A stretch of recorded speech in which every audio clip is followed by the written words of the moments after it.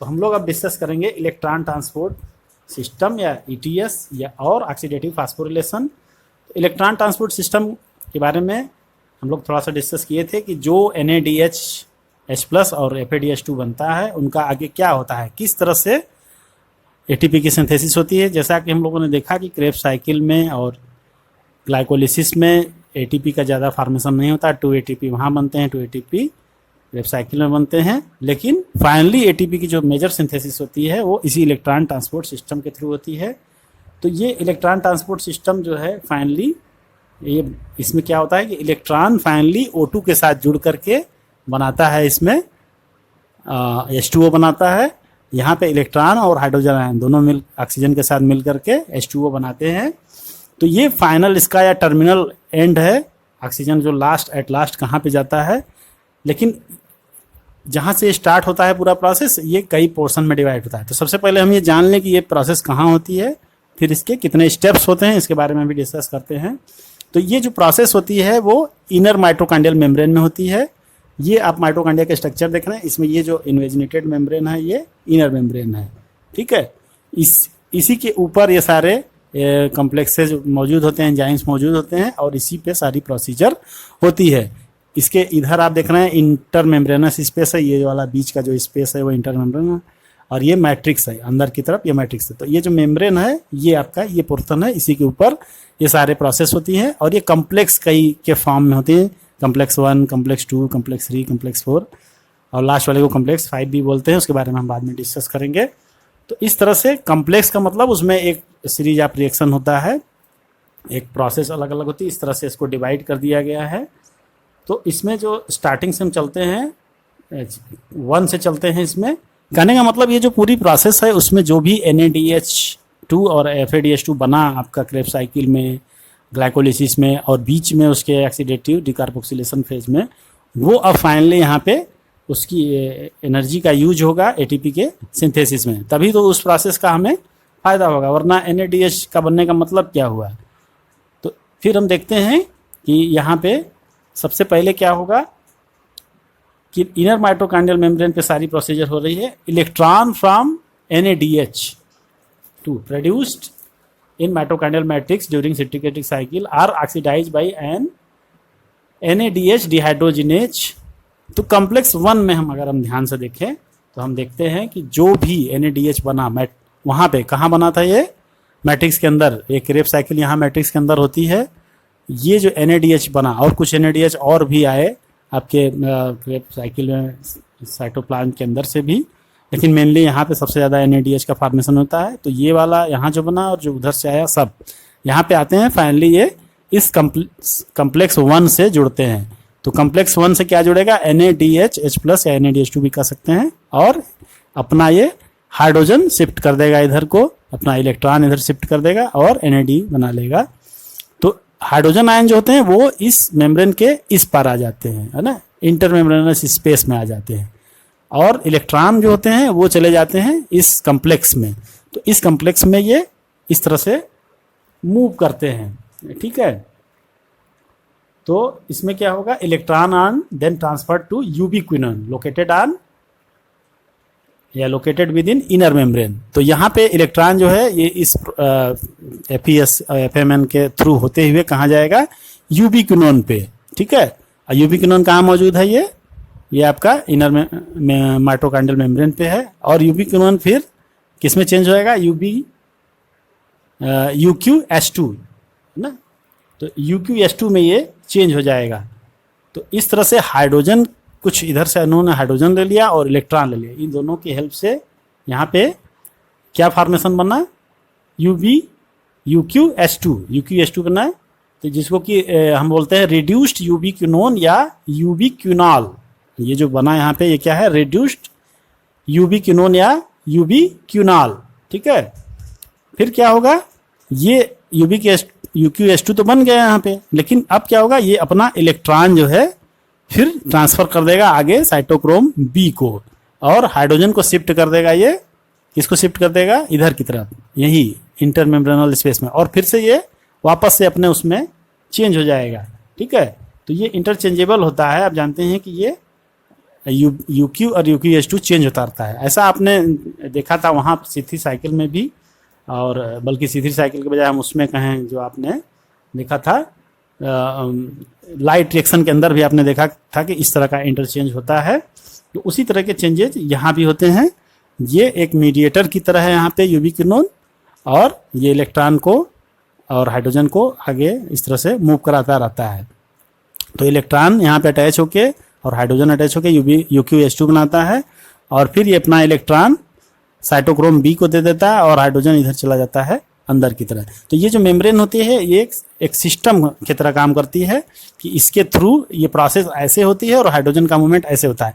ठीक इसी तरह का आपने रिएक्शन उसमें भी देखा था फोटोसिंथेसिस में, उसमें भी इस तरह का आपने प्रोसीजर देखा था, और वही उसी तरह से यहाँ भी हो रहा है कि रिएक्शन इस साइड को मूव कर रहा है और हाइड्रोजन आयन का मूवमेंट इस तरह को हो रहा है।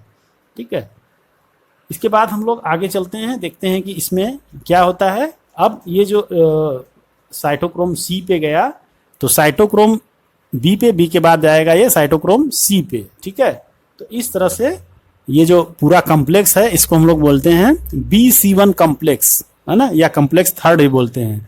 कॉम्प्लेक्स का मतलब होता है कि जिसमें 2-3 एंजाइम मिलकर के एक कॉम्प्लेक्स बना ले तो उसको हम लोग कॉम्प्लेक्स का नाम देते हैं। वो एक साथ फंक्शन करते हैं इसलिए उसको कॉम्प्लेक्स कहा जाता है। एक ही जगह मौजूद होते हैं और एक ही तरह के फंक्शन को कराते हैं, मतलब वो सिस्टमेटिक वे में फंक्शन कराते हैं।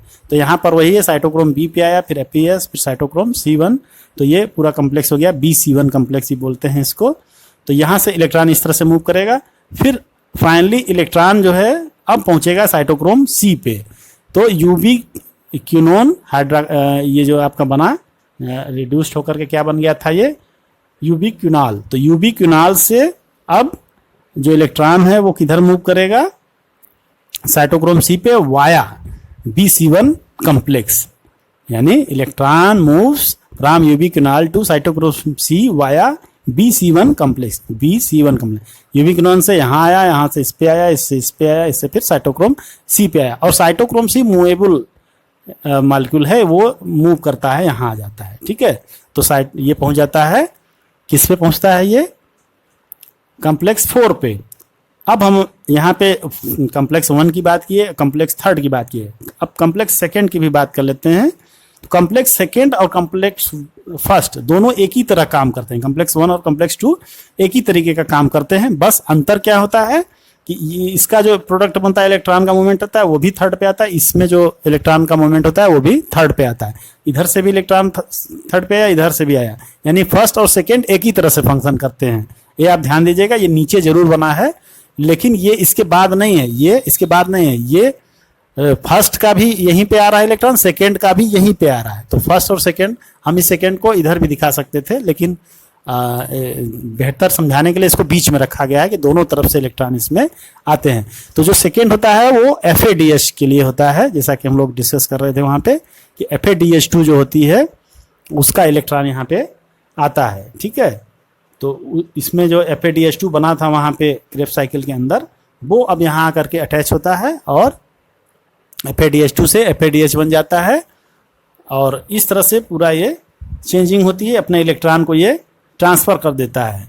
ठीक है, तो यहाँ पे आप देख रहे हैं कि जो इसमें इलेक्ट्रॉन है वो भी ये भी इलेक्ट्रॉन आपका जा रहा है यूवी क्यूनोन पर ही, और यूवी क्यूनाल बना रहा है, इसमें हाइड्रोजन अलग से ऐड होती है। इधर से इलेक्ट्रॉन जाता है और हाइड्रोजन यहीं आसपास से अपना हाइड्रोजन भी ले लेता है, ले करके ये UQS2 बना लेता है। UQS2 फिर अपना इलेक्ट्रॉन ट्रांसफ़र कर देता है इसी साइटोक्रोम बी को, और हाइड्रोजन को इधर मेम्ब्रेनल स्पेस में भेज देता है। तो हाइड्रोजन को कुल मिला के ये जितने भी सिस्टम है, ये NADH के जितने हाइड्रोजन आयन हैं और FADH के जो हाइड्रोजन आयन उनको उठा के उस तरफ कर देता है।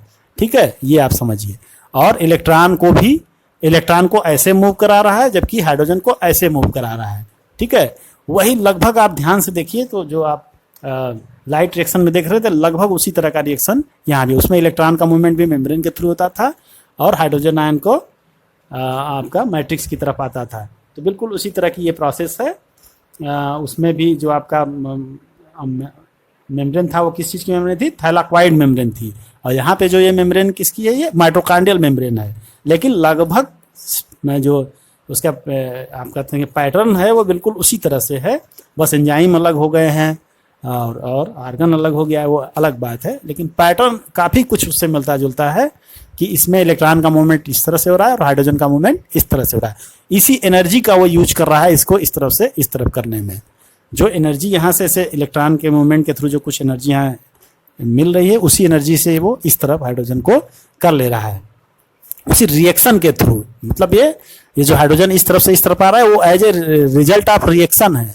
अब वही मामला है जैसे कि उसमें हम लोग बात करते थे कि कोई एंजाइम इस साइड में है, कोई एंजाइम इस साइड में है, तो वही चक्कर यहाँ भी है कि जो इस साइड में एंजाइम है वो हाइड्रोजन को, अब देखिए यहाँ पे ये हाइड्रोजन एंजाइम साइटोक्रोम C1 से C पे आया, वो इस साइड में है तो इधर इसको निकाल दिया।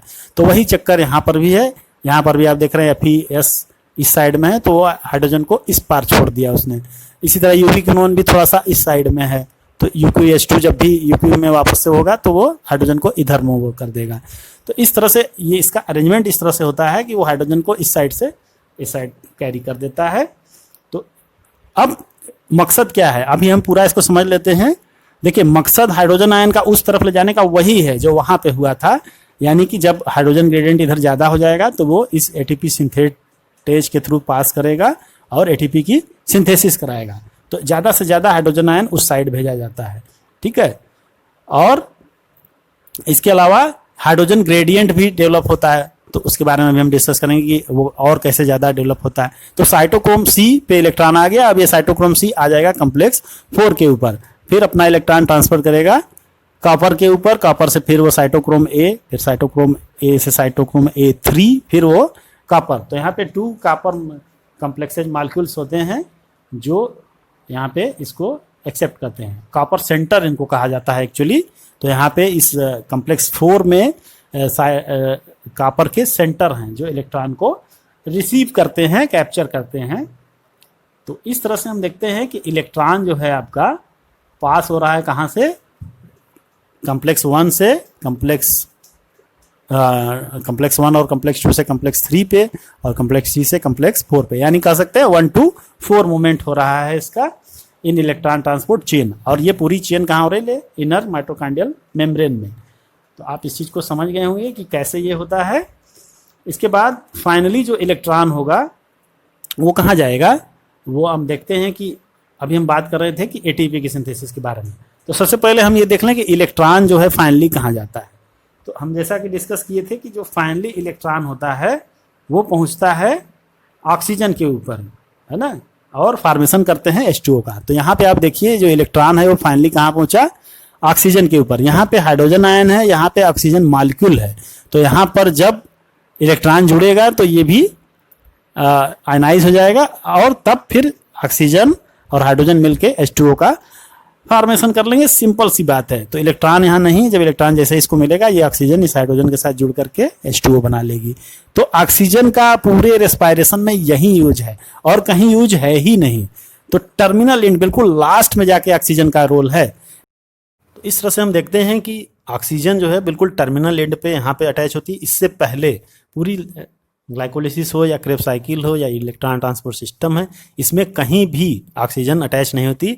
एकदम बिल्कुल लास्ट पॉइंट पे ये अटैच होती है और लास्ट पॉइंट पे अटैच होने से हाइड्रोजन आयन और इधर से जो इलेक्ट्रॉन आ रहा है और ऑक्सीजन, ये तीनों मिलकर के वाटर मॉलिक्यूल बनाती है। तो इस तरह से क्या होता है, इस एक तरफ का हाइड्रोजन आयन, हाइड्रोजन ग्रेडियंट या प्रोटॉन ग्रेडियंट कम हो जाता है, इधर का प्रोटॉन ग्रेडियंट ज़्यादा हो जाता है। अब आप ये कहेंगे कि यहाँ पे जो ऑक्सीजन है यहाँ इसकी ज़रूरत क्या है। ज़रूरत इसलिए है कि अगर ये यहाँ पे ऑक्सीजन नहीं होगा, ये प्रोटॉन नहीं होंगे, ये इलेक्ट्रॉन इधर से नहीं आएंगे तो ये वाटर का फॉर्मेशन नहीं होगा, ठीक है। तो जब ये यहाँ पे जो इलेक्ट्रॉन रिलीज हो रहे हैं ये कंज्यूम हो जाते हैं। इस प्रोसेस में इलेक्ट्रॉन कंज्यूम होते हैं। जब कंज्यूम होते हैं तो एक सक्शन क्रिएट होता है। उस सक्शन की वजह से ये पूरी मशीनरी चलती रहती है, ये पूरी प्रोसेस कंटिन्यू होती है। अगर ये इलेक्ट्रॉन यहाँ पे कंज्यूम नहीं होगा तो क्या होगा, यहाँ पे डंप होने लगेंगे इलेक्ट्रॉन, तब ये प्रोसेस अल्टीमेटली रुक जाएगी। ऐसा ही हम लोगों ने लाइट रिएक्शन में भी देखा था कि वहाँ पर भी इलेक्ट्रॉन केमियास्मोटिक थ्योरी के थ्रू मूव करता रहता है। तो यहाँ पर भी उसी तरह से है कि यहाँ पर भी इलेक्ट्रॉन जो है इस तरफ से एक तरह से सक्शन क्रिएट होता रहेगा और ये पूरी मशीनरी चलती रहेगी। अब ये जो हाइड्रोजन आयन इस साइड में प्रोटॉन ग्रेडियंट ज़्यादा हो गया तो ये इस तरफ आने की कोशिश करेगा, मगर कोई प्रॉपर चैनल नहीं है। चैनल कहाँ मिलता है इसको? कॉम्प्लेक्स 5 में। तो complex 5 is made up of F0 and F1 particle. तो F0 जो होता है वो एक चैनल की तरह काम करता है, जिसके थ्रू हाइड्रोजन आयन या प्रोटॉन जो है मूव करते हैं। तो ये क्या है? इंटीग्रल मेम्ब्रेन प्रोटीन कॉम्प्लेक्स है, और इसके अक्रॉस प्रोटॉन मूव करते हैं। इसके बाद इसमें जो दूसरा पोर्शन है वो F1 है, इसको हम लोग कहते हैं हेड पीस। तो इसके passage of proton through the channel is coupled to the catalytic site of F1 component for production of ATP। और इसी F1 साइट में ATP सिंथेटेज एंजाइम के हेल्प से ATP का फॉर्मेशन होता है। तो यहाँ पे ATP का फॉर्मेशन कैसे होगा? ADP और इनऑर्गेनिक फास्फेट मॉलिक्यूल जुड़ेगा, और ये जो यहाँ पे हाइड्रोजन या प्रोटॉन क्रॉस हो रहा है, इसकी एनर्जी को कंज्यूम करके ये ATP की सिंथेसिस करेगा in the presence of ATP synthetase enzyme. और ये जो क्या है? ये F1 पार्टिकल है। यहाँ पे आप ध्यान से देखिए, इसमें क्या दिखाई दे रहा है? ये F0 पार्टिकल है और ये F1 पार्टिकल है। इसको हम लोग हेड पीस भी कहते हैं, और ये इसका बेस पोर्शन है। ये हेड पीस है, ये बेस पोर्शन है। तो बेस पोर्शन क्या होता है? चैनल की तरह काम करता है। F0 जो है वो बेस पोर्शन है, ये चैनल की तरह। जबकि F1 जो है हेड पीस जो है वो मेन पोर्शन है, जहाँ पे ATP सिंथेटेज एंजाइम के हेल्प से ATP की सिंथेसिस होती है। आप देख रहे हैं इसमें हाइड्रोजन का मूवमेंट इस तरह से हो रहा है, यानी कि इंटरमेम्ब्रेनल स्पेस से मैट्रिक्स की तरफ, और यहाँ पे इस तरह से ADP plus phosphate inorganic phosphate की हेल्प से ATP की सिंथेसिस हो रही है। तो ये इस जो ग्रेडियंट की वजह से जो इधर मूवमेंट हो रहा है, उसकी एनर्जी को यूज करता है ये ATP के सिंथेसिस में। और दूसरी बात यहाँ पे ये है कि हर एक ATP की सिंथेसिस के लिए 2 हाइड्रोजन आयन रिक्वायर्ड या 2 प्रोटॉन रिक्वायर्ड होते हैं। यानी 2 प्रोटॉन की जो एनर्जी होती है वो जरूरी होती है एक ATP की सिंथेसिस के लिए। तो इस तरह से हम देखते हैं कि ATP produced 2 hydrogen passes through F0 from the intermembrane space to matrix down the electrochemical proton gradient. तो इलेक्ट्रोकेमिकल प्रोटॉन ग्रेडियंट की वजह से जब F0 से मूव करता है प्रोटॉन या हाइड्रोजन आयन, और F1 के थ्रू ये जब पास करता है, तो F1 कैटालिटिक साइट है, और यहाँ पे फिर ATP की सिंथेसिस होती है। तो F1 इसमें क्या है? Head piece. ये भी पेरीफेरल प्रोटीन कॉम्प्लेक्स होता है, पेरीफेरल मेम्ब्रेन प्रोटीन कॉम्प्लेक्स ये भी होता है। और इसमें ये एक तरह से क्या है? ये ATP की साइट है, ATP सिंथेसिस की साइट है। ठीक है, तो इस तरह से हम देख लिए कि ये पूरा जो आपका इनर माइटोकॉन्ड्रियल मेम्ब्रेन, ये ऑक्सीसोम इनको बोला जाता है। F1 पार्ट के लिए ऑक्सीसोम भी बोलते हैं, और ये इनर मेम्ब्रेन पे, माइटोकॉन्ड्रिया के इनर मेम्ब्रेन पे मौजूद होते हैं, और यहीं पे ATP की सिंथेसिस होती है। तो आप इसी तरह का प्रोसेस आपने केमिया ऑस्मोटिक थ्योरी में भी देखा था, वहाँ पर भी इसी तरह का मूवमेंट होता है और ATP की सिंथेसिस होती थी। यहाँ पर भी उसी तरह का मूवमेंट है, मतलब अक्रॉस प्रोटॉन ग्रेडियंट जो है कि एनर्जी का या ATP की सिंथेसिस होती है। तो यही चीज़ यहाँ पर भी हो रही है। इस तरह से आप पूरा इसके हाइड्रोजन आयन ग्रेडियंट की वजह से या प्रोटॉन ग्रेडियंट की वजह से F1 और F0 पार्टिकल की हेल्प से ATP की सिंथेसिस होती है।